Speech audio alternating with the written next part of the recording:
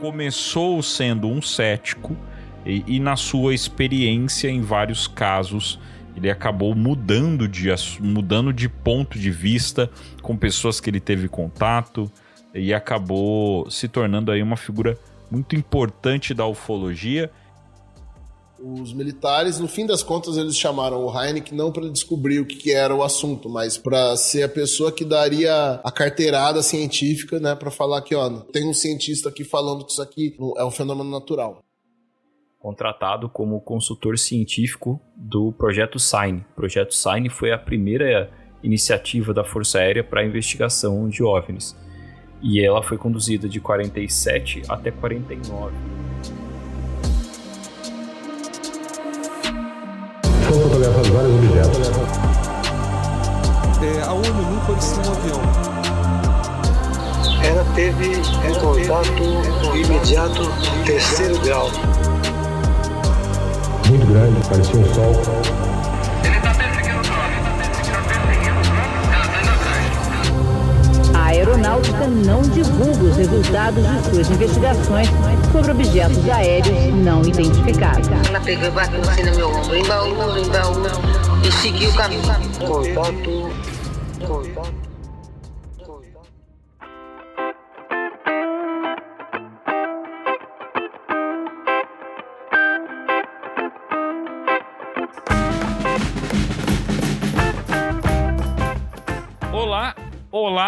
Olá, contatados e contatadas. Sejam bem-vindos e bem-vindas em mais uma edição do O Contato Podcast. O seu podcast de ufologia que toda semana traz muitos acadêmicos, estudos, militares, pesquisadores e muito mais. Eu sou Vinícius Martins, mas pode me chamar de Vini. E lá, em Jaboticabal, Gustavo Cornaccione, como estás? Boa, surpreendente aí. Mudou aí, não era isso que eu ia falar, né? Você ia falar Jaboticalen, eu falou Jaboticabal, gostei, ficou bom. Não ia. Eu falei pra vocês que eu não ia falar Jaboticalen. Eu falei, não, Jaboticabal já tem um nome já. Entendeu? Entendi. Como eu estou? Sei lá, velho, como é que eu estou. É isso aí. Sei lá, velho, quero nem saber, velho. Segue o barco. É isso aí, segue. Tem coisas que é melhor não saber. E lá, em Taubabuque, Eduardo Oliveira, como estás? Mais uma noite no paraíso. Muito bem. Um padrãozinho, um começo padrão, tal qual esse episódio. Porque eu acho que esse episódio aqui é um episódio que a gente poderia até estar de terno pra fazer ele. De tão formal que é esse episódio sobre a pessoa a qual nós estaremos falando. Episódio esse que está indo ao ar. Se eu boto terno, as pessoas acham que eu sou garçom, velho. Pode ser. Olha, já aconteceu comigo. Fui chamado para fazer uma palestra na reunião de um clube uma vez e realmente me trataram como garçom na hora que eu cheguei no salão. Vocês não têm brilho pra usar o terno, entendeu? A gente não tem pedigree mesmo. O terno é uma coisa elegante, cara. É uma coisa bonita demais pra usar. Parece garçom? Parece, mas não é pra todos. Não é pra todos. Bom, meus caros, esse episódio que está indo ao ar após a nossa live de 1 ano. Se você não viu a nossa live de 1 ano, está gravada no YouTube e você pode acompanhar. Para quem tiver interesse de acompanhar, para quem tiver a curiosidade, lá nós falamos de algumas novidades que estamos tendo de planos para o nosso podcast. Obviamente foi um papo mais descontraído, né? Como é coisa comemorativa, não teve uma pauta ali toda trabalhada e tivemos relatos, beleza? Então se você não ouviu e não ouviu também o episódio da semana passada, o qual nós fizemos a chamada da live, tá aí o convite para você. Lá no YouTube nosso do Contato Podcast, você pode assistir a nossa live de 1 ano de podcast, meus caros. E hoje o papo é sobre um personagem extremamente necessário a ser debatido, que é sobre J. Allen Heineken. Ajude-nos a alcançar mais pessoas. Curta, comente e compartilhe para que ainda mais contatados e contatadas conheçam o Contato Podcast.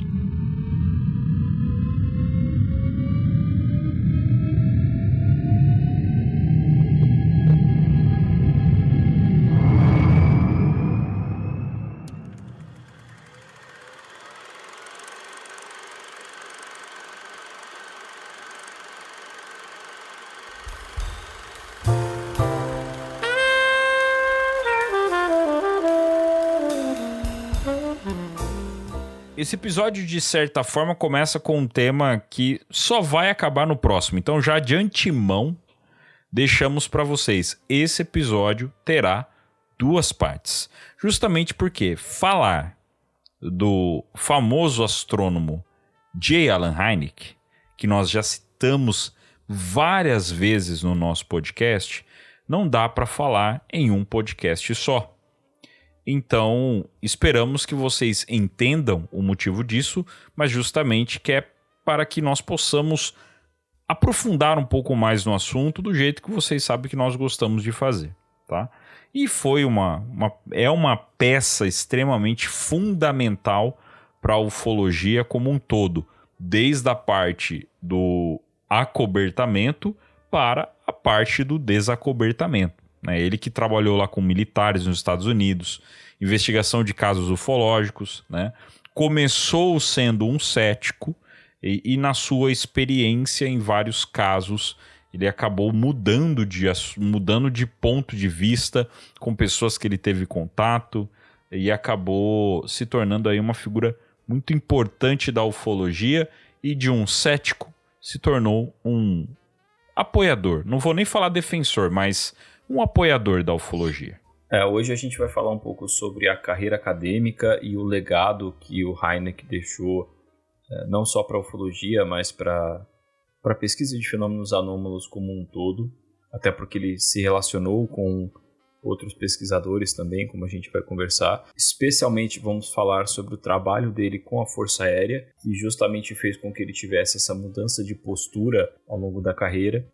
Vamos falar um pouco também sobre o impacto dessa mudança de postura na própria Força Aérea, na comunidade ufológica, enfim. E, como o Vini falou, não é justo, não só não é justo, como é impossível falar desse cara em um episódio só. Então a gente fala sobre essa trajetória dele na primeira parte, e na segunda parte a gente deixa para um aspecto particular do trabalho dele, que foi aquela famosa escala para contatos imediatos, que é também um dos aspectos mais famosos da ufologia, pelo menos do ponto de vista da cultura popular. E até, lembrando que o Hynek é um episódio que eu não sei falar para vocês há quanto tempo estamos falando de gravar esse assunto.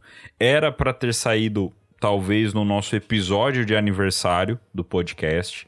No episódio da semana passada era para ser a primeira ou até a segunda parte da história do Allen Hynek, aí a gente acabou gravando outros episódios.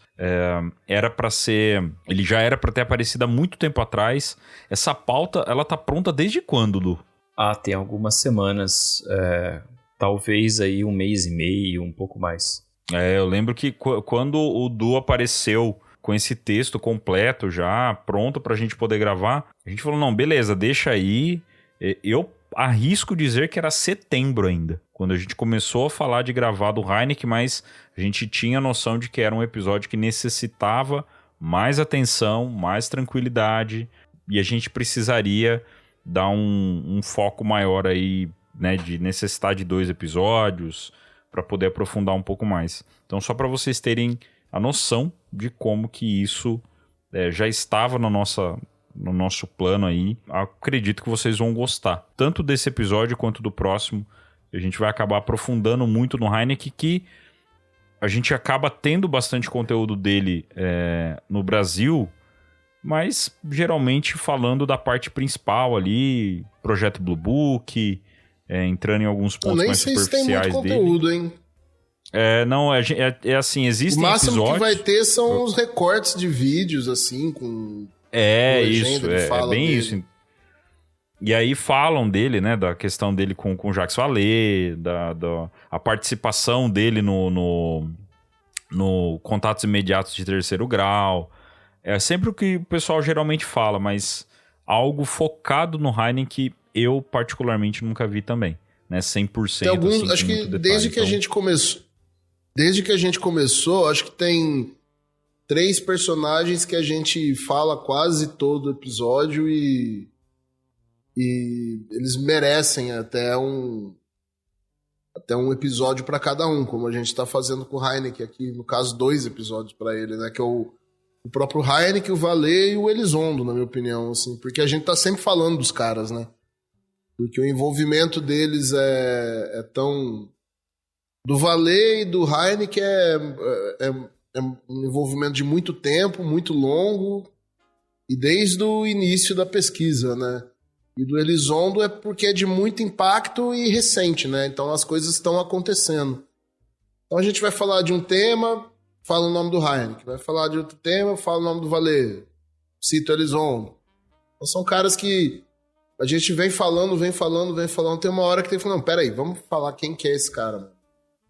Inclusive eu acho que é o nosso terceiro ou quarto episódio, que eu ou segundo, não lembro, que nós falamos dos 5 nomes importantes da ufologia, né? Aliás, de 5 nomes importantes para você conhecer. Um deles era o Heineken, era o Heineken, o Vallée, o Ross, acho que o Ross Coulthard. O Ross Coulthard, Jeremy Corbell e o John Keel. O Elizondo, inclusive, não estava nessa pauta. Mas o Heineken e o Vallée já apareceram aqui, mas de forma muito breve, né? Então, são nomes aí que a gente tem que entrar mais a fundo, sim, para poder entender. Inclusive, Lu Elizondo, queremos você aqui, hein? Se ele não for preso daqui a alguns dias, né? Vamos começar pela carreira acadêmica do Heineken, porque antes dele se tornar uma figura-chave na ufologia, ele era um astrônomo altamente respeitado. Joseph Allen Hynek nasceu de pais tchecos em 1910 em Chicago e desenvolveu interesse por astronomia quando ainda era criança. Ele se formou em física e, em 1935, teve o doutorado em astrofísica pela Universidade de Chicago. No ano seguinte, se tornou docente na Universidade Estadual de Ohio, onde ele estudava espectroscopia estelar. Isso aqui é uma técnica de análise da luz das estrelas para entender a composição dessas estrelas. Ele se especializou na evolução estelar e na identificação de estrelas binárias. Já em 1945, ele chegou a escrever com George Gamow, que foi um dos maiores cosmólogos do século XX, foi um dos cientistas que propôs a teoria do Big Bang como a gente conhece hoje. Durante a Segunda Guerra ele ainda foi continuou ali fazendo o papel dele. O interessante é que o Heineken, até a gente começar a falar da ufologia, ele é um astrônomo, ele é um estudioso e ponto. Então, durante a Segunda Guerra, ele foi um cientista civil no Laboratório de Física Aplicada de Johns Hopkins, onde ele ajudou ainda a desenvolver o fusível de proximidade de rádio para a Marinha. E ainda esse dispositivo permitia que a carga em um foguete, por exemplo, fosse detonada ao se aproximar de uma aeronave inimiga. Olha o nível. Então a gente começa a entender que o Heineken, ele tem ali a influência dele na ciência é muito grande, né? Após a guerra, ele ainda retornou ao Departamento de Física e Astronomia de Ohio e tornou-se ainda professor titular em 1950. E em 1956, ele saiu para se juntar ao professor Fred Whipple, famoso astrônomo de Harvard, no Observatório Astrofísico de Smithsonian. Lá, o Heineken tinha uma tarefa de dirigir o rastreamento de um satélite americano. Então, já estava ali totalmente com a cabeça focada nos estudos e muito influente, né? O Heineken já estava ali bem influente. Um cara que nasceu além de centenas em de cientistas 1910, amadores ele estava ali com 25 anos, não, né? parte da Já operação 40 Moonwatch. anos ele estava envolvidaço ali no meio fotográficas de estudo especiais. da ciência, né? Protótipos das câmeras foram construídos e testados. Tudo antes do lançamento do satélite soviético Sputnik 1. Depois desse trabalho, o Hynek voltou a lecionar, ele voltou a dar aula, assumindo o cargo de presidente do Departamento de Astronomia da Northwestern University em 1960. Eduardo, você que é do ramo aí, fala sobre essa operação Moonwatch. Isso aí aparece naquela série do History Channel no primeiro episódio, justamente na cena que apresenta o Hynek, que é lá interpretado pelo Aidan Gillen, né, o mindinho do Game of Thrones. A ideia ali é que essas câmeras, né, que são telescópios, né, são telescópios com câmeras acopladas, elas têm a capacidade de acompanhar satélites que os Estados Unidos lançaria, mas também de rastrear satélites soviéticos que poderiam ser lançados. A dinâmica pública da União Soviética na corrida espacial era muito diferente da dinâmica dos Estados Unidos. Os Estados Unidos faziam uma baita propaganda de vários avanços que eles faziam. A União Soviética não. Tanto que eles só anunciaram o lançamento do Sputnik 1 depois que deu certo. Só anunciaram o voo do Gagarin depois que ele deu certo. Então, até hoje existe muita história sobre várias tentativas que deram errado, até de cosmonautas que teriam morrido nessas tentativas, enfim. E aí o Hynek trabalhava num esforço de tentar descobrir o que a União Soviética estaria fazendo, aliado também ao esforço de ajudar os próprios Estados Unidos a conseguir lançar o seu satélite. Mas aí essa operação Moonwatch, os caras eles montaram essa operação para desenvolver maneiras de rastrear e acompanhar satélites no espaço antes mesmo dos satélites terem sido lançados. Porque isso foi antes do Sputnik, né? Foi o primeiro satélite. Eles não tinham o que rastrear, entre aspas, mas também não sabiam se a União Soviética já estava lançando ou não. Então, a ideia de que que a União Soviética teria a capacidade de colocar um satélite em órbita e não ter avisado ainda era uma possibilidade levada a sério por algumas pessoas. E aí, com isso, eles poderiam colocar um satélite espião, poderiam colocar um satélite armado, alguma coisa assim. Poderiam colocar que fosse uma carga muito grande, hoje não muito grande, mas de massa considerável, que poderia ser controlado em órbita para fazer uma reentrada controlada numa área populosa nos Estados Unidos, por exemplo. Então era uma preocupação real. E a Operação Moonwatch ela teve essa implicação de ser usada para de ter os seus desenvolvimentos usados para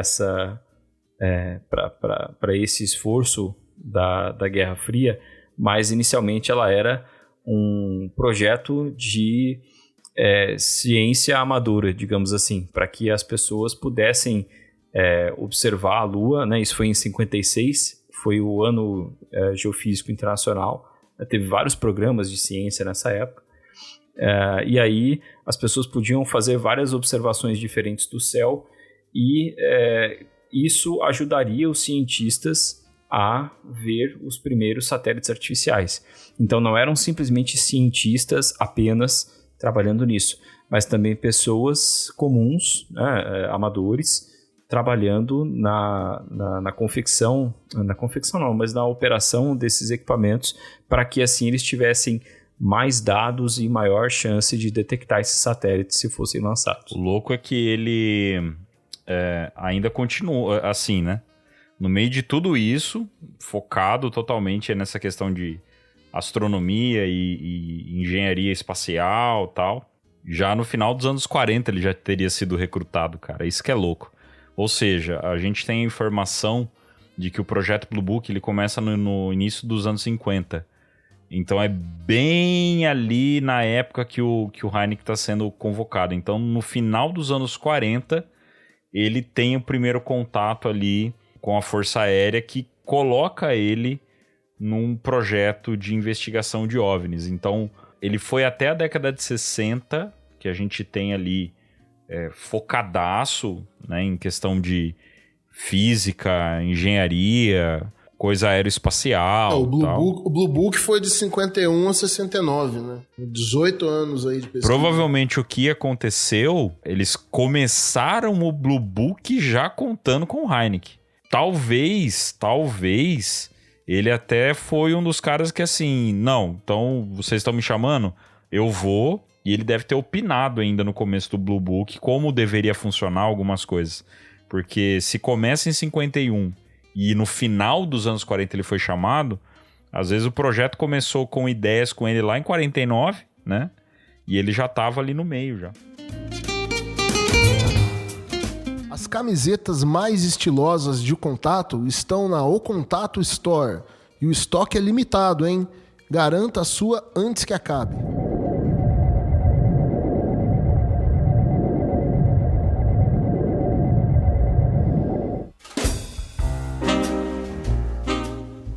Bom, entrando com mais detalhe na relação do Hynek com os militares, né?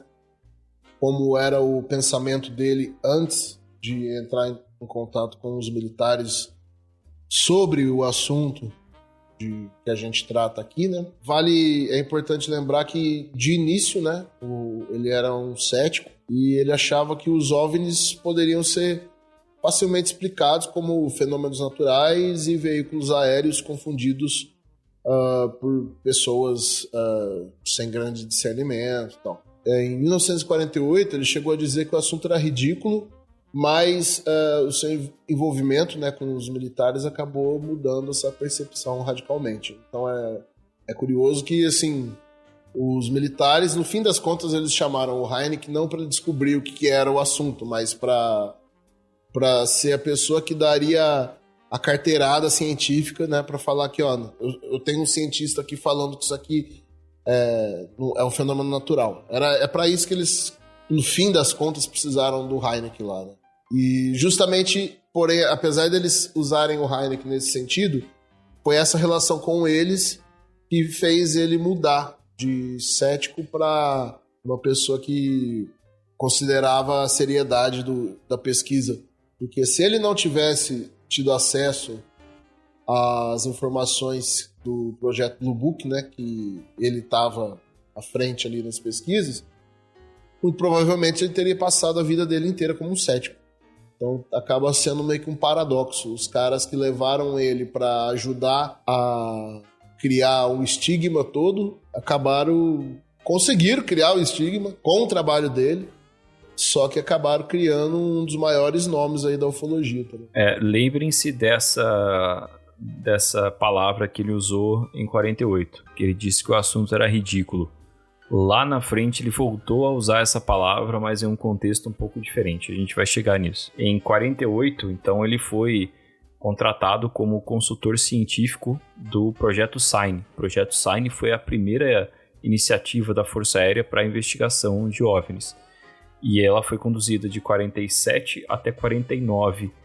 E aí, em 49, o Sign foi oficialmente fechado, mas ele foi reaberto, né, com outro nome e ampliado, chamado Projeto Grudge, que foi até 1951. E aí, em 51, o Grudge foi encerrado e depois foi criado, então, o Projeto Blue Book, que foi até 69. O Hynek foi chamado em 48, então ele participou de toda essa trajetória, embora na época do Projeto Grudge, que foi de 49 a 51, ele teve um envolvimento um pouco menor. Ele participou no começo e depois no Projeto Blue Book, e ele notou, né, ao longo dessa trajetória com a Força Aérea, a mudança ali de algumas posturas dos militares. Para começar, que o Projeto Sign, por exemplo, o relatório final dizia que havia alguns casos inexplicados e que a hipótese extraterrestre, como a gente conhece, né, lá eles usavam, acho que o termo origem extraterrestre dos OVNIs, algo assim, diziam que essa ideia não podia ser descartada. Isso lá em 49. O comando da Força Aérea não gostou dessa ideia, rejeitou o relatório e mandou reabrirem e ampliarem esse programa de investigação, e aí virou o Projeto Grudge. Aí o Hynek não participou tanto, depois voltou para o Blue Book, né, voltou mais próximo, e aí no Blue Book foi em 52 e aí foi até 69. É interessante que assim, né, ele esteve nos três programas aí, Sign, Grudge, o Blue Book, que iniciou em 51, e se a gente olhar bem, né, 48 a 49, de 48 até 51, quando inicia o Blue Book, não teve um ano sem um projeto fazendo pesquisa. Quando acabou o Sign, começou o Grudge. Quando acabou o Grudge, imediatamente começou o Blue Book. E em 51, em 52 tem o Robertson Panel, né, o painel Robertson, lá que a gente falou no outro episódio, que o Hynek estava. O Robertson Panel, ele teve material de 3 programas aí em um pouco mais de 5 anos, então já tinha bastante coisa. E o Hynek estava ali no começo de tudo isso. Entrando no aspecto do projeto Blue Book, né, do programa Blue Book, quem foi o primeiro diretor dele foi um capitão da Força Aérea, Edward J. Ruppelt. Se você digitar esse nome no YouTube, você vai achar vídeo dele falando sobre OVNIs. E ele considerava muito o Hynek, né? Ele disse que o Hynek foi um dos cientistas mais impressionantes que ele conheceu. E aí abre aspas, né, para uma citação dele.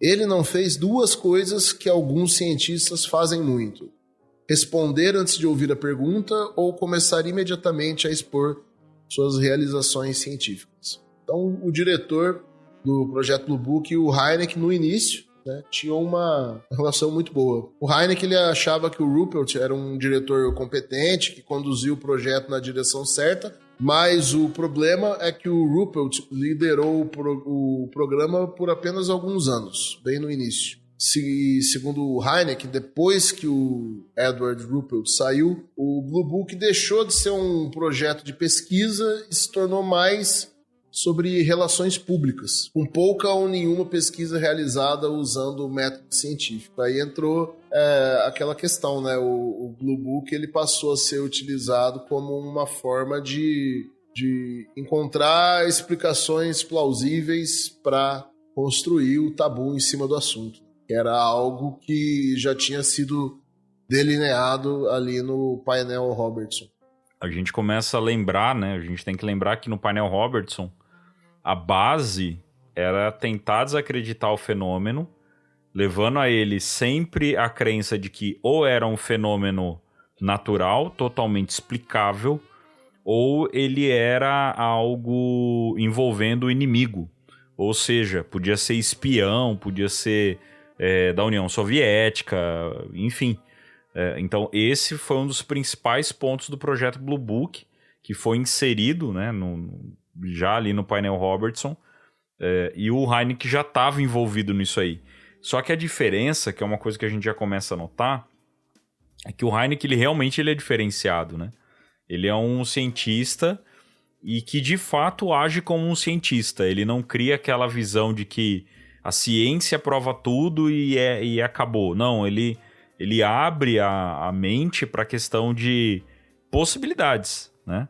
Inclusive no livro The Hynek UFO Report, em 1977, ele disse que gostava do trabalho de detrator. Então, assim, ele gostava de ser o vilão. Só que ele entendeu que era justamente isso que os militares queriam que ele fizesse. O problema é que alguns casos que ele acabou se envolvendo não eram tão fáceis assim de explicar. Um exemplo deles, né, que foi o avistamento de uma série de luzes em Lubbock, no Texas. Em agosto e setembro de 1951, essas várias luzes se deslocaram de formas em formação de V e em forma de bumerangue. Ou seja, a gente acaba tendo as luzes em formação de V lá na década de 50, que é uma coisa que nós geralmente atribuímos essas luzes em formação de V, em vários casos, não em todos, mas em vários casos, a possibilidade de engenharia reversa. E aí, a gente falar que já tem engenharia reversa... Fala em formação em V, a primeira coisa que me vem à cabeça também é as luzes de Fênix. Exato. Só que as luzes de Fênix, elas são bem grandes, né? Elas são... se for uma nave, é muito grande. É diferente daqueles triângulos pretos que as pessoas falam que vê, que a gente pode acabar confundindo com possibilidade de engenharia reversa. Mas em 1951, falar que já tinha engenharia reversa nesse nível é muito mais complexo. Então, é bem interessante de você ver o Hynek entrando nessa situação de... eu vi um negócio lá, mas eu não sei explicar. E aí, nessa dele não saber explicar, é a hora que ele já começa a querer mudar um pouco a visão dele. Então, é interessante de você ver um cientista renomado, responsável por coisas que nós usamos, né, que foram usadas aí até há pouco tempo atrás, ou que usamos até hoje, e nesse momento ele teve o seu conhecimento testado, e ele acabou abaixando a guarda e parando para pensar um pouquinho pro e se? Vai que, né? Muito massa isso. As luzes de Lubbock, elas, de certa forma, podem ser consideradas uma onda ufológica, né? Porque começou na noite de 25 de agosto de 51, quando 3 pessoas viram essas luzes em V, e aí nas noites seguintes vários avistamentos aconteceram, chegando a centenas de pessoas relatando ver a mesma coisa. E aí tem a foto de um estudante chamado Carl Hart Jr., que ele tirou, e essa foto ficou bem famosa. Na época, o Blue Book investigou o caso, né? E aí o Hynek participou disso e tal. A explicação que foi dada pela Força Aérea a contragosto do Hynek foi que eram pássaros refletindo a luz da cidade em voo noturno. E ele, né, discordava disso, achava que não podia ser e tal, mas oficialmente essa foi a explicação que a Força Aérea deu. Uma curiosidade, a cidade de Lubbock, ela fica muito no Texas, no norte do Texas, fica muito próxima da divisa com o Novo México, especificamente com Roswell. Tá? Só uma curiosidade, assim, se vai ser interessante para você ou não, se você acha que pode ter alguma coisa com isso ou não sei, mas vou deixar no ar aí. Qual que era o nome daquele primeiro bombardeiro lá que eles testavam, que era aquela asa voadora? Era da Northrop Grumman, não era? O Horten, que eles pegaram dos nazistas. Horten era alemão, né? Que depois, acho que foi a Northrop que fez um projeto. O YB-47. Acho que era. Era uma asa voadora com... Provavelmente tinha luzes embaixo. Ele poderia ter sido confundido com isso? Bom, é uma boa pergunta. Você vê imagem disso aí, desse avião, vídeo de teste dele, essas coisas assim. Cara, um negócio daquele lá. É uma asa triangular, né? Voando no céu. Mas aí que tá. Eu acho que especificamente não por causa do tamanho. Pelo que existe de relato das luzes de Lubbock, elas estavam muito altas no céu e realmente eram luzes diferentes, eram objetos diferentes. Não fosse uma coisa só com várias luzes, como aconteceu, por exemplo, nas luzes de Phoenix. Teve gente que viu as estrelas atrás do objeto, né, sendo ocultadas por ele. E aqui eu pelo menos não achei nada desse tipo. Então eu realmente acho que eram objetos diferentes. Mas essencialmente também o tamanho, tá? Eu acho que teria que estar muito baixo e o som seria ouvido pelas pessoas e tal, que não aconteceu. Eu acho que o caso Kenneth Arnold é muito mais provável de ser um avião asa voadora do que isso aqui. porque ele realmente viu vários desses objetos a tamanhos realmente semelhantes a de um avião, né? Pelo menos o Kenneth Arnold tinha sido piloto militar, então ele tinha uma noção. Eu acho que lá era mais provável do que o caso de Lubbock. E Lubbock, como eu tinha comentado, né, curiosamente fica a 200 quilômetros de Roswell. Então, se tinha alguma coisa perto ali naquela região do Novo México que eles estivessem desenvolvendo ainda, enfim, pode ter sido o teste de alguma coisa, não sei. Pode ser 1000 coisas, cara. Sabe o que eu acho mais massa? É tipo assim, o Blue Book começa em 51. Em 51 ele já teve a vida dele provada ali já. Assim, ó, a gente só tá começando, beleza? Olha aí, um triângulo voador pra você, cheio de luz. E aí ele já, mas não era só pra gente investigar fenômeno, coisa natural? Eu não fui chamado aqui pra esse tipo de coisa. Imagina a cabeça de um cientista que tem todo ali um estudo, e na década de 50 ainda, e aí o pessoal chama ele falando que, ó, talvez tenha umas coisas que estão voando ali, podem ser inimigos e podem ser fenômenos naturais, e a gente não consegue garantir também, né, como é que ele foi convidado. Talvez, apesar que ele participou do Grudge, do Sign, então ele já sabia mais ou menos o que estava acontecendo. Mas eu fico imaginando o pessoal chegando ali e falou assim, cara, ó, tem uns negócios chegando ali, provavelmente é raio-bola, coisa de inimigo e tal, não é nada não, a gente só precisa ter uma explicação um pouco mais científica disso aí. E aí o cara chega lá e se depara logo no começo com um triângulo voador gigante. Deve ter sido bem louco na cabeça do cara. E aí, diante dessas situações, né, o Hynek já se abriu às possibilidades, né, que antes ele sempre acabou considerando meio que ridícula e acreditando que a maioria dos casos tinha sim uma explicação, e eu acho que ele não estava errado, né? Nessa questão de que, até hoje, a maioria dos casos tem sim explicação, mas que tinha ali uma minoria, aquele 1% intrigante no negócio, e que havia algo a mais por trás do inexplicável, né? E era preciso uma investigação um pouco mais séria. E aí ele manteve essa base científica, mas não se afastou da visão de que a Força Aérea queria que ele passasse uma visão mais cética para o público, né? Então ele acabou fazendo esse trabalho para a Força Aérea, de que ele era o detrator do negócio, mas ao mesmo tempo ele fazia a pesquisa, dava uma olhada. Então, o Hynek, ele quase que foi um agente duplo ali no meio do projeto Blue Book. Isso que é massa. E assim foi, né? Durante o projeto Blue Book, o Hynek começou a se aproximar mais da comunidade ufológica. E, obviamente, que isso acabou gerando controvérsia, gerando desconfiança, gerando questionamento. E ele estava com uma posição única. Ele tinha credibilidade tanto no meio científico quanto no meio ufológico. Ele era a criptonita de tudo. Ele poderia detonar o meio ufológico e detonar o meio científico. Olha a importância dessa figura do Hynek no meio de toda essa história. E ele acabou sendo a ponte, né, do diálogo dos dois mundos. Então, o Hynek era tipo o Eduardo com a gente aqui. A gente vê alguma coisa estranha, chega no Eduardo e fala: Eduardo, já que você é físico, cara, o que você acha disso aqui? Aí ele vai falar: não, isso aí não é nada, vocês estão viajando, beleza. Aí de vez em quando o Eduardo também, vocês que são mais malucos aí, o que vocês acham disso aqui? Aí a gente já fala: pô, se o Eduardo tá achando estranho, quem sou eu pra achar que não é estranho?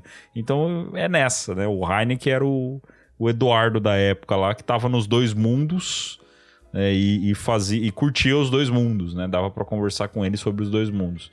Mas nem tudo são flores no meio dessa história, né? Ele acabou sendo criticado pelos céticos. Assim, você já foi criticado, meu caro Eduardo Oliveira, pelos céticos? Prefiro não responder. Muito bom. E acabou, obviamente, né, esses céticos que achavam que ele estava legitimando algo irracional. Então, aquele negócio de como já se viu você é um físico, um cara renomado falar que isso pode ser real. E pelos ufólogos também, porque eles queriam que ele provasse, falasse que aquilo lá realmente não era algo natural. É aquela história de sempre, né, que a gente acaba passando. Alguém veio perguntar pra gente sobre um determinado vídeo. Aí a gente fala que aquele vídeo não passa de algo natural ou um fenômeno totalmente explicável. A pessoa já vai falar que a gente tá errado e que a gente tá querendo ser cético demais. E vice-versa, né? A gente acaba vendo um vídeo, acaba acreditando demais, o cético vai falar, não, vocês estão um chapéu de alumínio. Então o Hynek passou por isso, cara. Se ele vivesse na época de hoje, ele não passaria diferente, ia ser a mesma situação. O físico James McDonald, por exemplo, ele escreveu uma carta para o Hynek em 1970, fazendo críticas severas, e ele via essas mudanças de opinião do Hynek como lapsos, e ele achava que no futuro o Donald Keyhoe, que era um major aposentado dos fuzileiros, que estava já nos anos 50 e 60, ele já lançava livros sobre ufologia. O McDonald disse que o Keyhoe sim seria considerado um ufólogo mais objetivo, científico e mais honesto. Então ele realmente não conseguia agradar e era até comparado com outras figuras da época. O Hynek defendia que o fenômeno não devia ser tratado com preconceito, como ele mesmo havia tratado no final dos anos 40, e ele achava que a pesquisa ufológica tinha que ser levada a sério, mesmo que a maior parte dos casos seja explicável. E esse princípio de que a ciência deve manter a mente aberta colocou um cientista em rota de colisão com os militares, especialmente no final do projeto Blue Book. Vamos colocar aí de meados dos anos 60 para frente. Em março de 66, em Dexter, no estado de Michigan, houve 2 dias de avistamento em massa com cerca de 100 testemunhas. E aí ele estudou os relatos e ofereceu uma hipótese meio que provisória. Algumas pessoas, nessa hipótese, teriam confundido gases do pântano que entram em combustão quando saem da superfície e se iluminam, né? Essas pessoas teriam confundido esses gases. E aí na coletiva de imprensa onde ele fez essa declaração, ele disse várias vezes que era uma explicação plausível para uma parte dos relatos, não para todos eles. Mas aí, para o desgosto do Hynek, esse ponto aí de parte dos relatos foi ignorado, e o termo gás do pântano, em inglês swamp gas, hoje é uma gíria sarcástica na ufologia, a gente aqui usa às vezes, embora aqui no Brasil a gente tenha atualizado isso um pouco com raio-bola e mil coisas, mas é daí que veio a ideia de uma explicação automática para alguma coisa sem ir muito a fundo. Então foi uma coisa que ele fez ali meio que para ainda seguir uma diretriz da Força Aérea que ele recebeu, mas também para manter aberta a possibilidade de que outra coisa possa ter acontecido em uma parcela daqueles casos. O que aconteceu ali no caso em Dexter? Foram vários avistamentos de luzes em forma de disco que começaram em 20 de março de 66. Nessa noite, o policial chamado Robert Runahill e outras testemunhas disseram que viram um objeto brilhante oval sobrevoando a área de um pântano e mudando de cor e de posição de uma forma muito estranha. E aí o interesse nesse avistamento cresceu, atraiu a mídia e também a Força Aérea para investigar o caso, né? E aí houve outros avistamentos, houve essa coletiva de imprensa da Força Aérea, né, do Blue Book com o Allen Hynek, e o resto é história. Cara, até a gente tem aquela série, né, do Projeto Blue Book, que eu particularmente não consegui assistir muito dela, que a gente já até citou ela aqui hoje. Lá, alguns casos retratam o envolvimento do Hynek. E ele, lá na série, ele também tem esse papel, né, de ser um cara que vai lá, investiga tal, e ele faz esse intermédio entre os dois mundos, né, o mundo da ufologia e o mundo da Força Aérea ali, do projeto Blue Book em si. E ele acabou se deparando com vários, né, com vários casos ali que trazem bastante questionamento, né?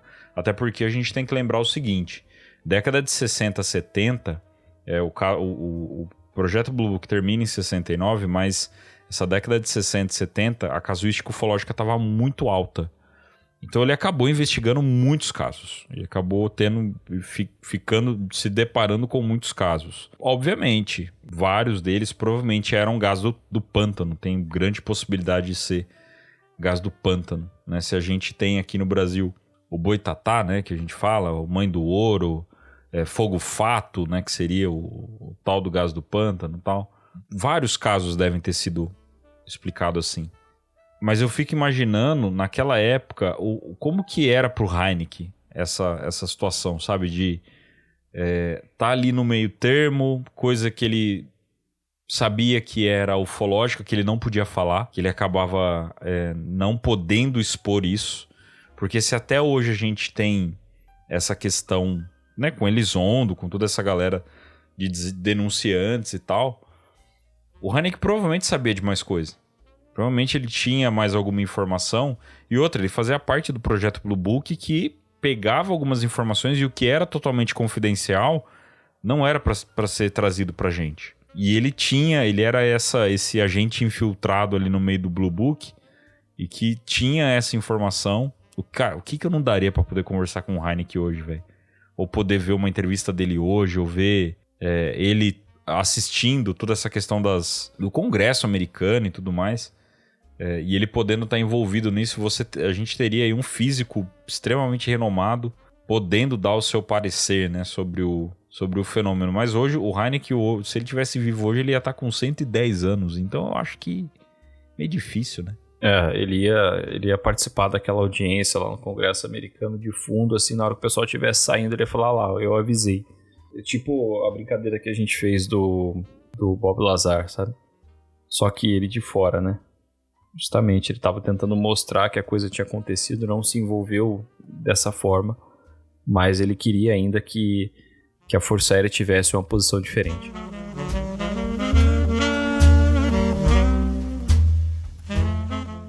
Não perca nenhuma novidade de O Contato.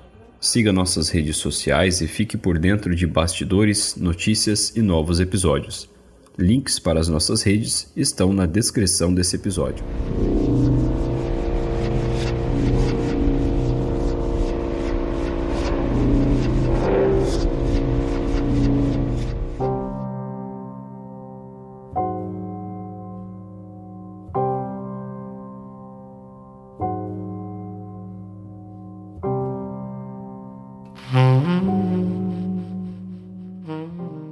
Bom, então a gente falou, né, que o Hynek, ele começou esse envolvimento dele com o tema da ufologia como um cético.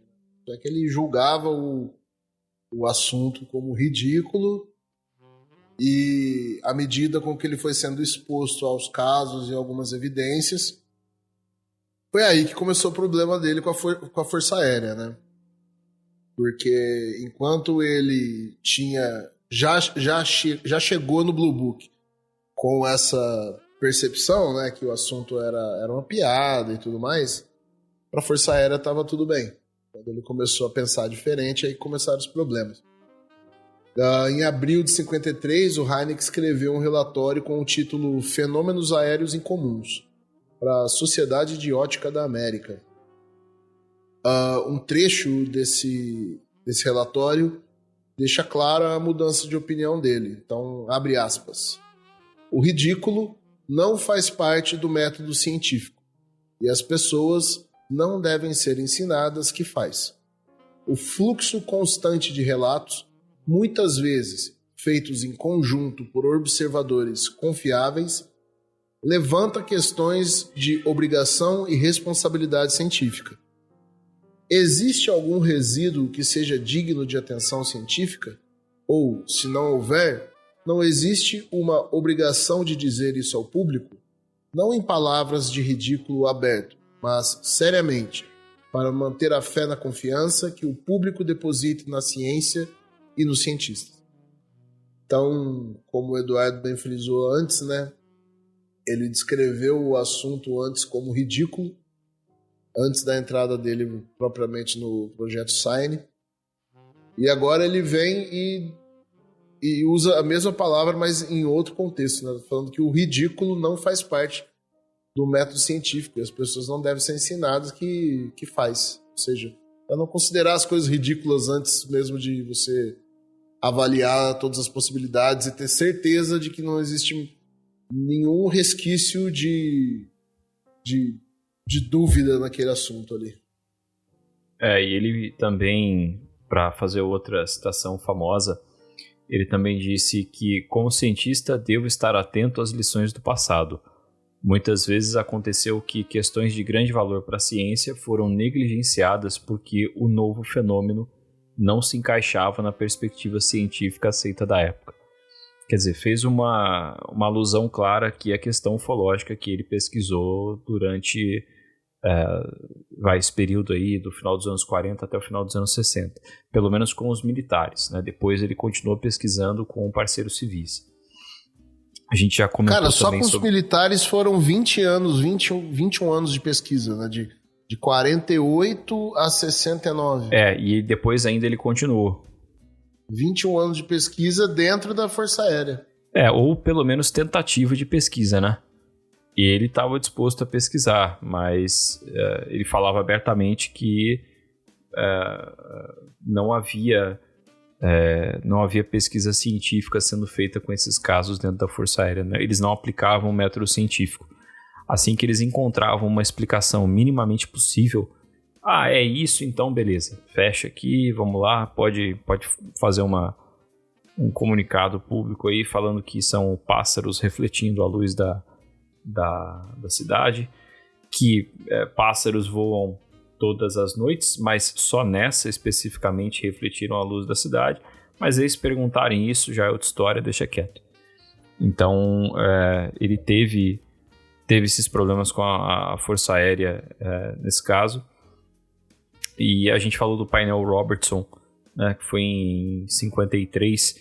O Hynek, ele pôde participar dessas reuniões, desse painel, não pôde participar, assim, ele participou como ouvinte, não pôde ser um participante ativo, mas foi, para quem não ouviu o episódio do painel Robertson, ouça, tá? Eu acho que como ele foi citado em vários outros episódios, é interessante para que você tenha essa compreensão mais profunda, mas basicamente foi uma junta científica que foi convocada pela CIA. E esses cientistas concluíram que o fenômeno OVNI não tinha nada de anômalo e que deveria ser feita uma campanha na mídia para desmascarar esse assunto, até ridicularizar o assunto e as pessoas associadas a ele, para que o interesse do público diminuísse. O Hynek pôde acompanhar... A função do painel Robertson foi oferecer ao governo uma estratégia, né, para lidar com o assunto. E não é à toa que depois do painel Robertson, o Blue Book tem uma guinada ali, né? Que o Hynek, ele até estava relativamente satisfeito com o caminho que estava indo as coisas antes.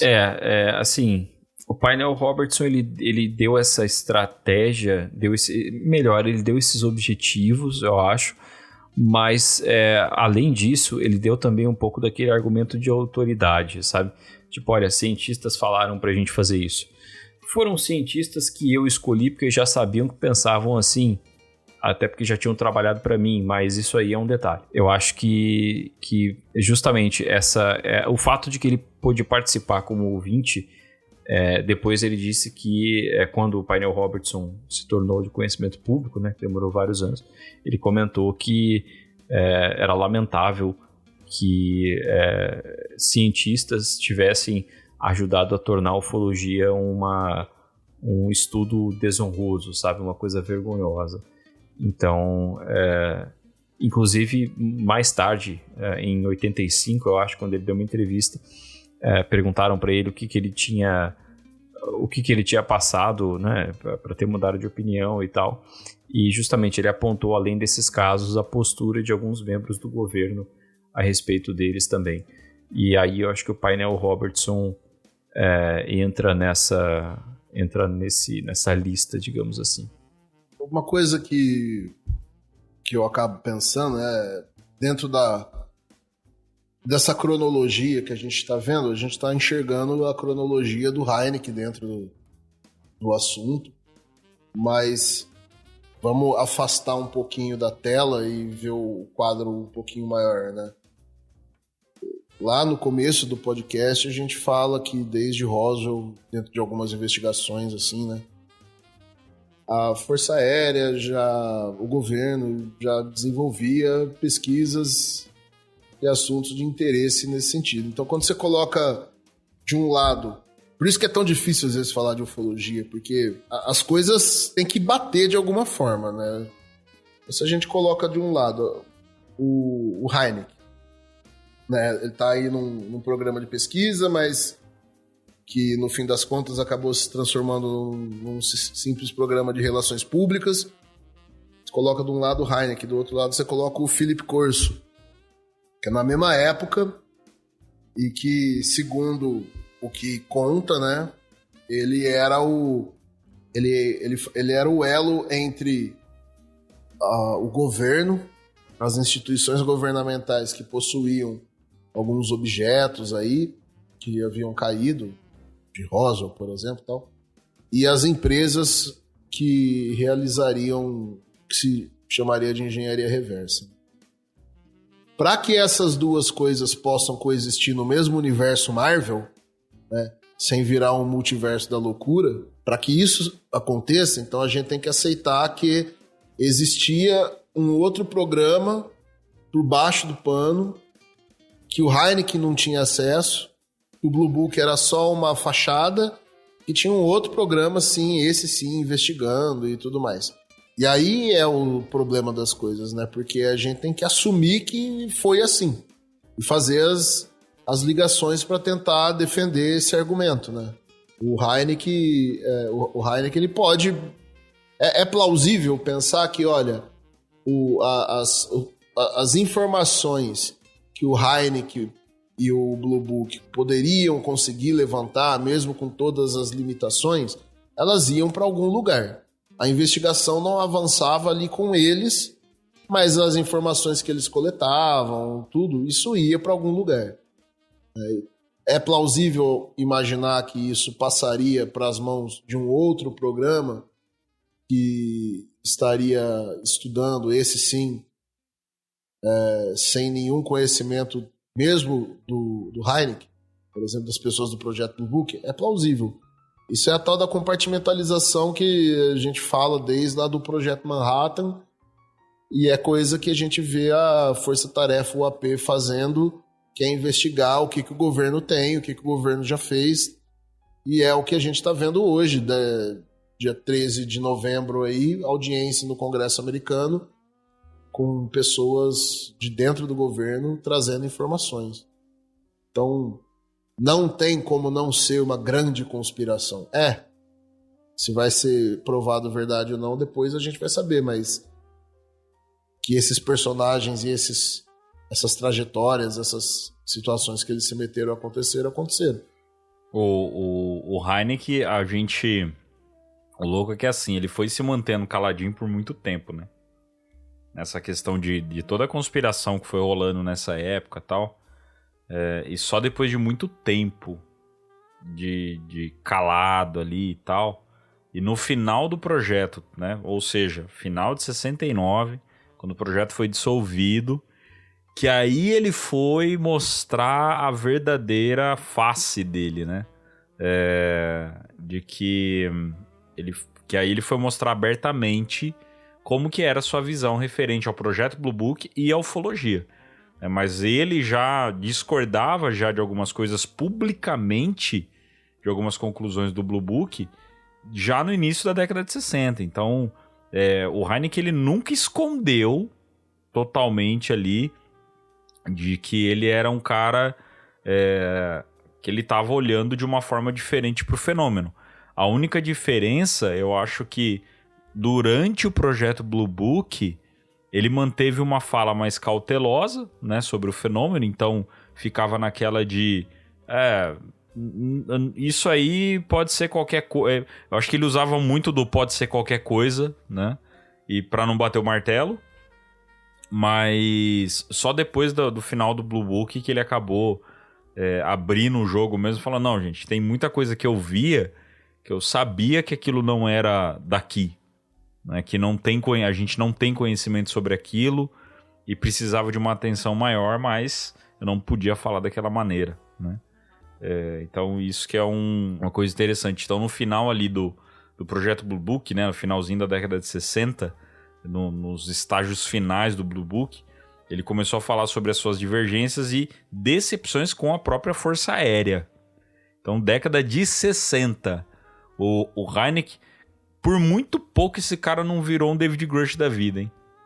Eu posso falar que por muito pouco ele não virou um David Grush. E entre os casos, né, sobre os quais ele acabava discordando abertamente da Força Aérea, tinha uma perseguição de OVNIs no condado de Portage, na qual vários policiais perseguiram um OVNI por meia hora. Cara, me faz lembrar o Contato Imediato de Terceiro Grau. Esse momento, hein? Tem uma cena que eu acho que é referência a isso. Foi inspirado nisso. Foi, o Hynek, né? Trabalhou como consultor pro filme com o Spielberg. Sim. Bem no começo do filme, né? Bem Sim. no comecinho do filme. E ainda ele cita aquele famigerado encontro, que é um caso bem da hora, que é o do Lone Zamora, né? Que é um policial que viu uma aeronave metálica gigantesca com formato de ovo, né? Em Socorro, no Novo México. Viu o negócio subir, fez barulho, enfim. Então, o Hynek presenciou, né, de uma certa forma, a investigação desses casos. E aí a gente começa a ver alguns pontos interessantes, né, de como que ele já estava ali se mexendo, tal, guardando informação. Pô, se ele fosse... Hoje em dia eu acho que ele poderia ser um David Grush facilmente. Eu acho que ele só não discordou de forma mais enfática no momento em que ele percebeu que aquilo não era o que ele achou que seria, justamente porque se fizesse isso ele seria afastado muito mais rapidamente. E como um cientista, uma pessoa realmente interessada naquilo, ele também entendeu que era o jeito dele continuar perto e talvez realmente descobriu alguma coisa. Isso é uma coisa que eu penso muito desde que eu comecei a ler a respeito da participação do Hynek nesses projetos militares. E eu li algumas entrevistas que ele deu na época, discordando das conclusões do Blue Book e tal. Quer dizer, o cara era um consultor. Ele não fazia... ele não era responsável pela palavra final do projeto. Na Força Aérea era responsável. E a forma como ele discordava muitas vezes e ainda assim continuava sendo consultor do projeto me faz pensar justamente isso. Ele estava num lugar em que ele podia ainda se expressar. Talvez ele tenha passado por uma espécie de fase de teste, né? Eu vou falar uma coisa aqui, outra coisa ali. Ele já devia ter percebido que com os militares de patentes mais altas ele não poderia discordar dessa forma, mas ele encontrou ali uma região onde ele poderia ainda se colocar publicamente contra algumas das declarações da Força Aérea sem ser cortado.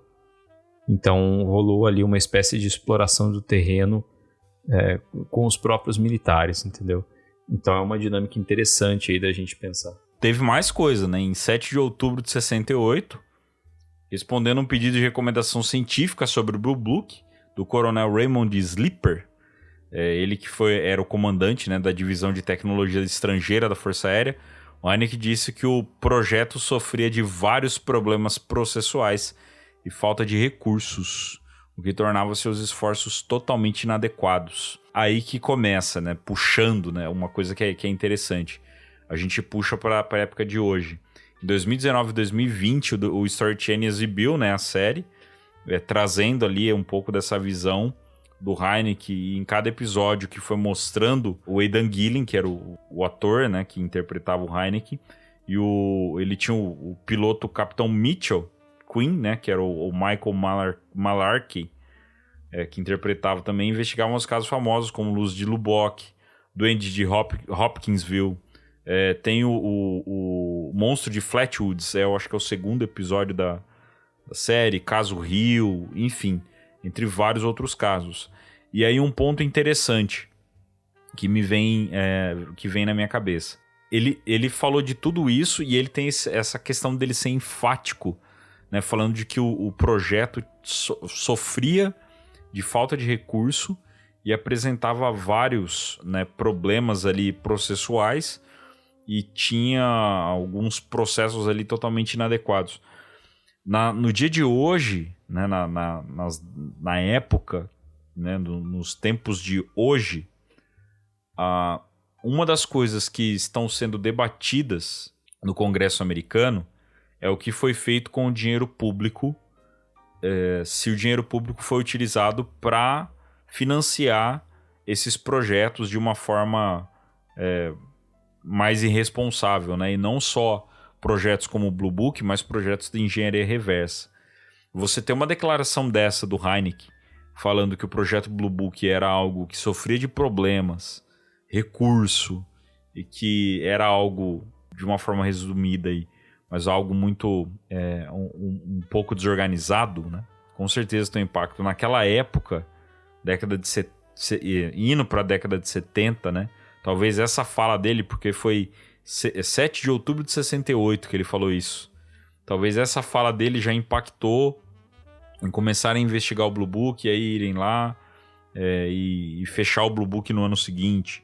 Então a gente começa a ver como que a fala do Hynek era importante nesse momento aí. Assim, eu imagino que o Blue Book tenha sido fechado porque se era mais uma parada de relações públicas do que de pesquisa mesmo, ele já não estava mais cumprindo a função, né? Depois de mais de 20 anos, contando os outros projetos, ele já não estava mais cumprindo a função porque muita gente ainda desconfiava, até porque o garoto propaganda do projeto muitas vezes fala contra.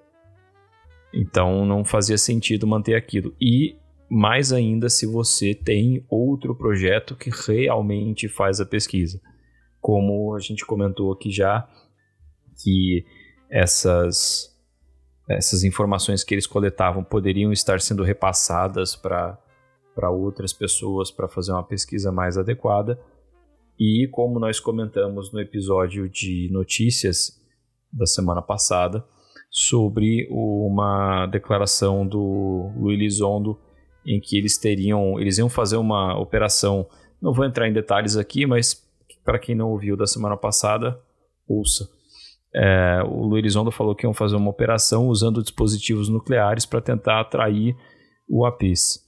Beleza, no último minuto essa operação foi cancelada porque sem explicações, mas eles achavam que estavam chegando perto de algum outro projeto que fazia o mesmo tipo de investigação dentro do governo. E nessa situação crítica, esse outro projeto teve prioridade. Então também não é de agora que a gente tem essa suspeita de que mesmo aquilo que é tornado público, na verdade é só a ponta do iceberg de uma estrutura muito maior que a gente não conhece.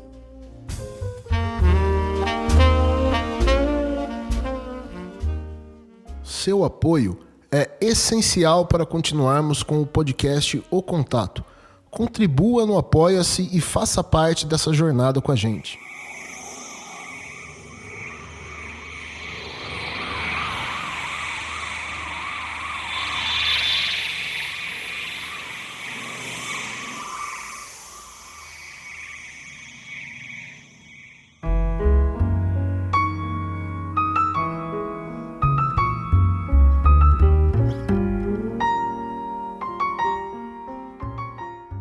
Ao longo da vida, o Hynek manteve a convicção de que o fenômeno ufológico não deveria ser ignorado ou ridicularizado. Então ele manteve essa postura que ele adquiriu durante o trabalho com os militares.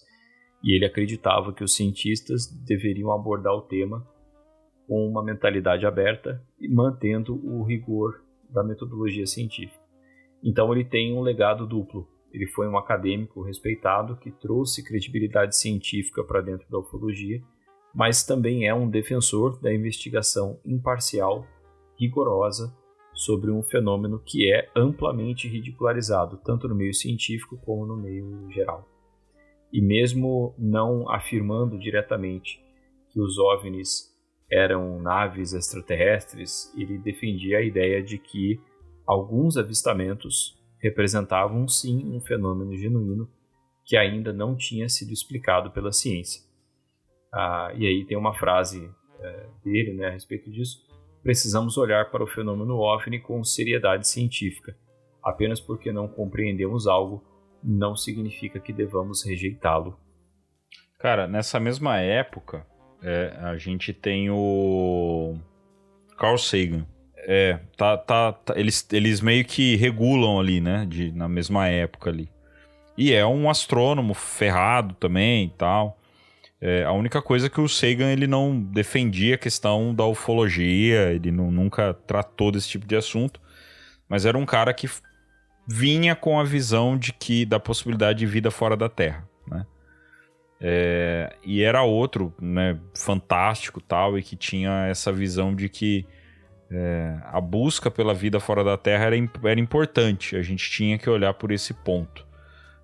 E aí você tem o Hynek também. O Carl Sagan, ele defendia que a vida alienígena era provável, mas que eles estivessem vindo aqui era muito pouco provável. Muito mais improvável. Isso, exatamente.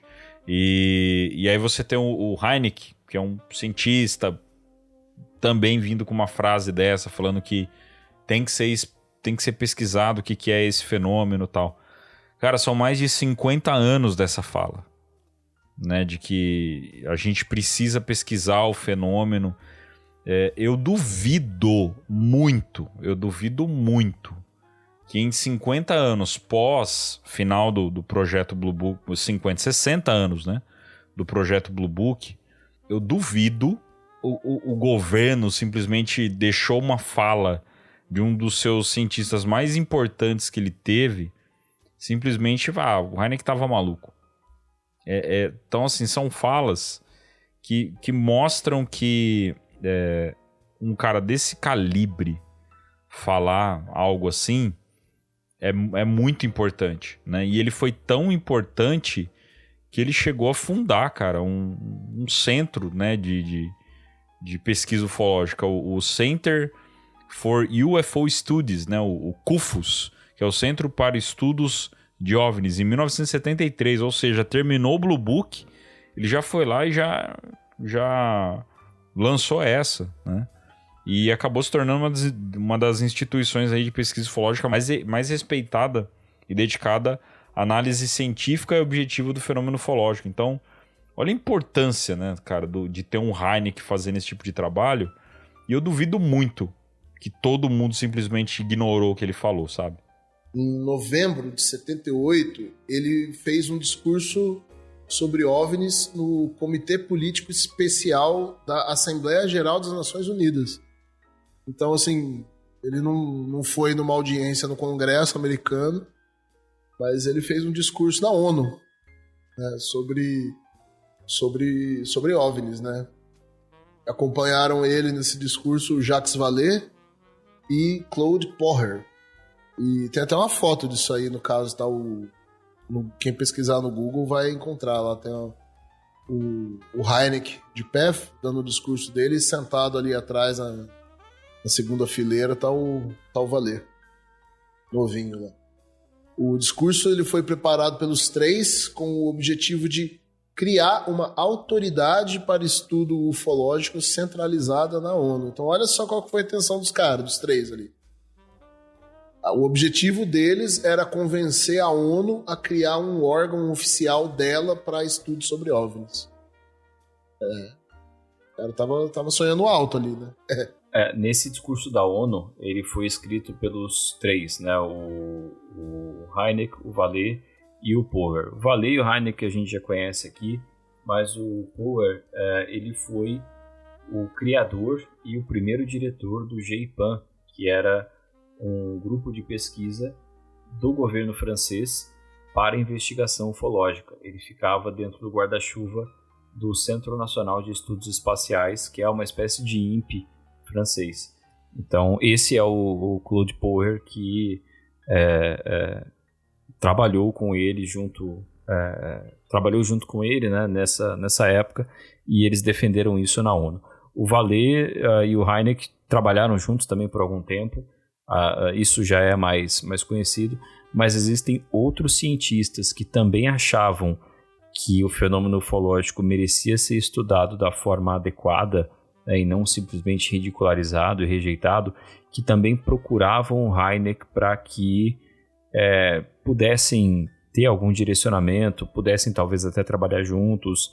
Enfim, o Hynek ele acabou inspirando também cientistas ao redor do mundo que queriam estudar o fenômeno ufológico realmente como cientistas. O Hynek escreveu alguns livros a respeito de sua experiência e das descobertas, podemos chamar assim, que ele fez enquanto estava na pesquisa ufológica com os militares. E esses livros eles são marcos não só para a ufologia, mas também para a evolução do seu pensamento, porque eles demonstram justamente essa mudança de opinião que ele teve. Então, os livros principais dele, para citar dois: A Experiência OVNI, uma investigação científica, The UFO Experience Scientific Inquiry, de 72, ele defende uma necessidade de investigação científica rigorosa dos OVNIs nesse livro. Então, pouco depois do final do Blue Book, né, ele deve ter intensificado a escrita desse livro após o final do Blue Book. E The Hynek UFO Report, que o Vini já citou, que é de 1977. E aí, nesse livro, ele revisa os casos que foram mais intrigantes que ele analisou dentro dos programas militares, são os casos que realmente desafiam explicações convencionais. Ele escreveu outros 2 livros com outros autores. O Limiar da Realidade, The Edge of Reality, que é de 75, que ele escreveu com Jacques Vallée, e Cerco Noturno, Os Avistamentos de OVNIs no Vale do Hudson, foi publicado em 87 com Philip Imbrogno e o Bob Pratt. Bob Pratt é um jornalista muito famoso também no meio ufológico. Inclusive, ele chegou a vir ao Brasil para investigar os eventos da Operação Prato. Não me lembro em qual época exatamente, mas ele investigou o que tinha acontecido na Operação em Colares, foi investigado pela Operação Prato, e em algumas outras regiões da Amazônia também. O Bob Pratt teve contato com o Shoah, se eu não me engano. E com o Ian Holanda também. Ele foi bem... quando a gente entrevistou... Ele veio investigar a Operação Prato. Quando a gente entrevistou o Daniel Rebisso, ele citou o Bob Pratt lá em Colares, tal, né, em toda a região ali, e contou esses encontros, né, não só com o Bob Pratt, mas também com o Jacques Vallée e tal. O Hynek, eu não sei se o Hynek chegou a vir pro Brasil alguma vez, mas olha o nível, né? Olha o nível dos pesquisadores, né? Chegou a vir, né? O Hynek veio. O Hynek veio no Brasil, sim. Inclusive o Rebisso e o Machado assistiram a palestra dele num congresso ufológico em Brasília, se eu não me engano foi em 81, 82. O Machado compartilhou uma foto disso com a gente. Um congresso ufológico lá em Brasília. É verdade. Foi fato. Porque o Vallée foi o Vallée foi pra Colares, né? Fez lá aquela visita lá com o Daniel Rebisso e tal. E o Hynek foi em Brasília, verdade. É real isso aí. Depois, verdade. O Vallée, no todo, ele veio 3 vezes no Brasil, que eu sei que ele investigou diretamente. Ele foi no local para ter informação sobre as histórias e fazer a investigação. Foi na Operação Prato, né? Ele teve lá em Colares. E no caso das máscaras de chumbo. Máscara de chumbo. Ele também foi lá investigar esse caso. Mas teve outros casos também que ele foi investigar na região do Nordeste.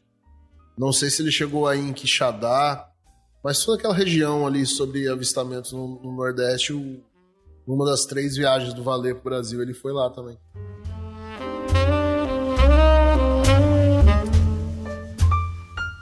E o podcast O Contato também tem os seus apoios. Procure no YouTube CIPEX, Caminhos do Insólito, e conheça o belo trabalho do nosso professor e amigo Carlos Alberto Machado. E também procure no YouTube Portal Fenômeno e acompanhe o grande trabalho do pesquisador e amigo Jackson Camargo.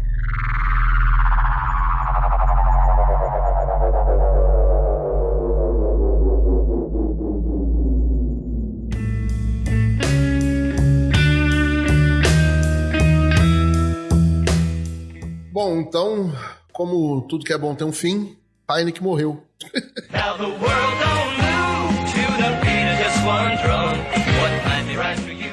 Putz. Pronto, acabou o episódio. Acabou o episódio, obrigado. É isso aí. Fim. Depois de uma vida cheia de aventuras, turbulências, OVNIs, conspirações e cálculos, né, porque ele era um astrônomo, o Heineken faleceu vítima de um tumor cerebral maligno em 1986 em Scottsdale, no Arizona, aos 75 anos. Deixou esposa, 5 filhos e, inclusive, agora como uma trivia, né, curiosidade, um dos netos dele, né, Joel, é supervisor de efeitos visuais na indústria cinematográfica. E o rapaz até ganhou o Oscar de melhor efeito visual pelo filme Amor Além da Vida, de 98. Eu não sei que filme é esse, você sabe? Cara, pior que eu já ouvi falar desse nome, sim. Cara, altamente recomendado esse filme. Altamente chorável. É com o Robin Williams? Isso, que ele morre e vai morar no quadro da esposa. Eu acho que é isso. Aí tem o Umbral e tal. Isso, tipo, né? tem o Cuba Gooding Jr. também. É o Nosso Lar em Inglês. É esse filme aí. Não vou assistir, não tô afim. Eu não gosto muito desse filme, não. Muito triste. Tristaço. Prefiro ver ET e Palhaço do Mal. Bom, essa é a trajetória de um dos cientistas aí mais top da balada do meio da ufologia, né? O cara que começa a história como cético, mas que com o tempo e com as suas experiências, acabou se tornando aí um grande apoiador do fenômeno. E como eu disse no começo do episódio, ele não virou um ufólogo, um cara ali que acreditava em tudo e que tudo no fenômeno era ufologia e tal. Não, ele virou um bom apoiador, virou um grande incentivador da pesquisa, inclusive, né, abrindo até centro de pesquisa ufológica e tudo mais. Então, foi extremamente importante. E ele deixa essa lição, né, que a mente científica ela tem que sempre estar aberta para o desconhecido. É uma coisa que a gente sempre vem batendo muito aqui. Eu acho que não tem personagem na ufologia que represente mais essa necessidade de que, para entender o fenômeno ufológico, a gente precisa ter muito mais união entre ufologia, físicos, químicos, biólogos, psicólogos, psicanalistas e todo tipo de pesquisador do que o Heineken. Eu acho que não tem, né? Ele foi o primeiro. Depois a gente acaba tendo outros, né? Outros grandes nomes das pesquisas, né? Que levam essa importância, né? Para a ufologia. Mas o Heineken foi o primeiro ali que traz essa visão de um grande pesquisador para o meio ufológico. Então, tá aí, né? Um pouco da história dessa grande figura da ufologia. Podemos dizer, senhores, que ele foi um cara que zerou a vida, porque, o cara fez tudo mais um pouco e terminou ainda fazendo até um filme, velho, com Spielberg. Zerou a vida, né? Depois fizeram uma série sobre ele. Legal que o Heineken, ele tem o visual dele é o estereótipo do cientista do meio do século XX, né? Terninho, barbichinha, um cachimbão. Você vê ele dando palestra, assim, explicando, tem uns vídeos ou outros, assim, ele tá dando uma palestra segurando um cachimbo. E eu achei, assim, aí tem nada a ver, é coisa da minha cabeça, assim, mas quando anunciaram o Kirkpatrick do Aro, Eu olhei a foto do Kirkpatrick, olhei a foto do Heineken, eu falei, olha, parecido, hein? Os dois eram visualmente mesmo estilinho.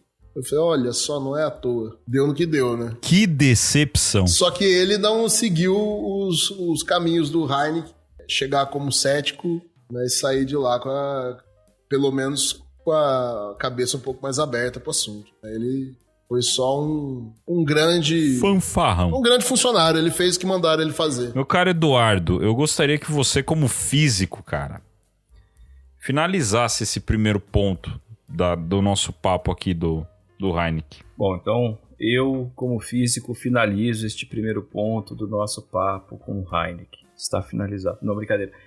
Assim, que filha da mãe, cara. A gente conversou. Isso eu acho que não foi em episódio, tá? Eu acho que foi a gente, assim. A gente falou sobre os pesquisadores, entre aspas, favoritos de cada um, né? Pesquisadores dentro da ufologia. E eu tinha apontado o Heineken, o Vallée, e tinha apontado alguns brasileiros também. A gente meio que dividiu em categorias... vivos, mortos, estrangeiros, brasileiros, enfim. Cara, justamente por isso. O cara começa como astrônomo. Sendo astrônomo, ele é um cara extremamente valioso para uma iniciativa específica que a Força Aérea está tendo.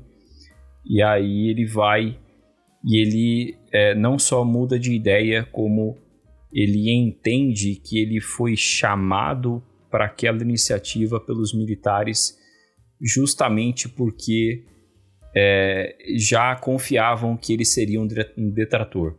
Olha, esse cara aqui, ele vai chegar aqui, vai olhar todas as minúcias, vai dar um jeito de falar que era gás do pântano, que era a luz da cidade refletida em uma revoada de pássaros, sabe? Umas explicações assim. E esse cara vai defender isso. Então vamos lá, vamos convidar ele.